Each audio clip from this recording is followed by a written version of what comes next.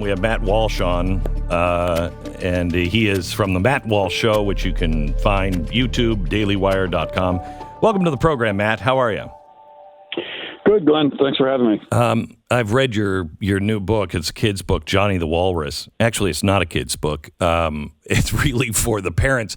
But as I read it, Matt, I thought, I can't believe I live in a society that needs this book, seriously needs this book.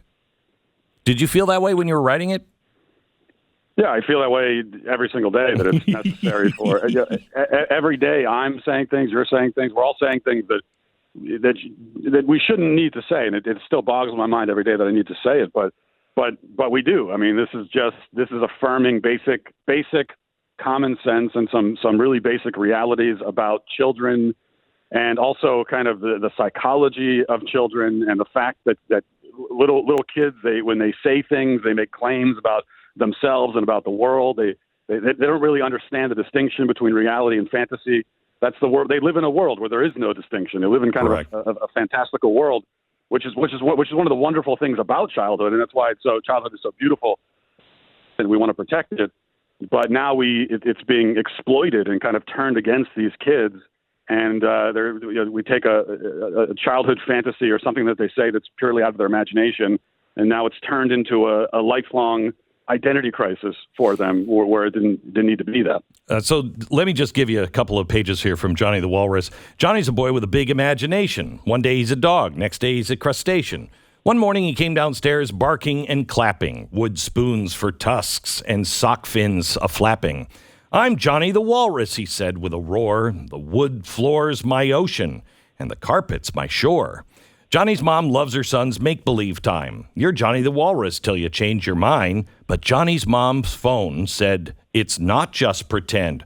Only a bigot would say that. How dare you offend? Mommy was told to take John for a checkup. The doctor says, you'll need to eat worms and put on gray makeup. The worms will give you whiskers, and the gray blends you in. And a simple procedure cuts feet into fins. It's gross eating worms, Mom. They're all so dang twitchy. Wood spoons kind of hurt, and the makeup is kind of itchy. He eventually gets to the zoo, and Mom says he's a walrus, and the zookeeper says, what the hell is wrong with you? I mean, I'm not quoting from the book anymore. What the hell is wrong with you? This story is so important. I don't know if you remember just a few weeks ago with the parent who was saying, look, my boy's a girl. Are you a girl? Yeah, I'm a girl, and I'm 7. No, you're not. You're 4. But you're a girl, right? It's insane. Why isn't that a 7-year-old girl if that's what he says he is? I can't believe we live in a world that needs this, Matt. Yeah, and by the way, thanks for reading that. I mean, it's the greatest work of literature I've written, and it took me many months to come up with that. Yeah, I mean, the video you're talking about is just a perfect example of the incoherence of gender ideology in general, but especially as it pertains to kids. Where, as you said, I mean, the kid says he's 7 years old, but he can't be 7, but he can be a girl if he says he's that.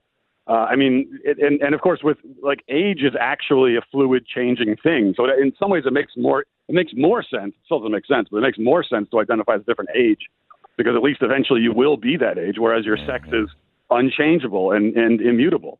But then you also see in that video, like with so many other examples of this kind of thing, where the parents, and in the book, and Johnny the Walrus, I kind of was a little bit easy on the parent, because she's more sort of hapless and clueless and confused, and she's convinced by society to go along with this. Right. And that does happen. I also think there are many other examples where the parents choose to impose this on their kids because they want to kind of hold their kid up as some sort of trophy to the world to score woke points and everything, which is the most insidious thing of all.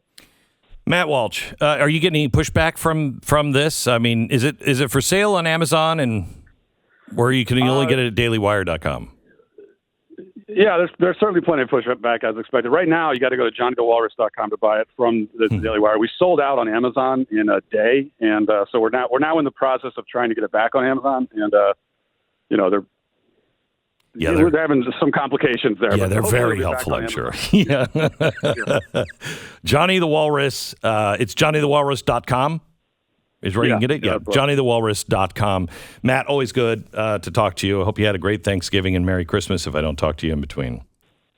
You as well. Thanks a lot. Appreciate it. God bless.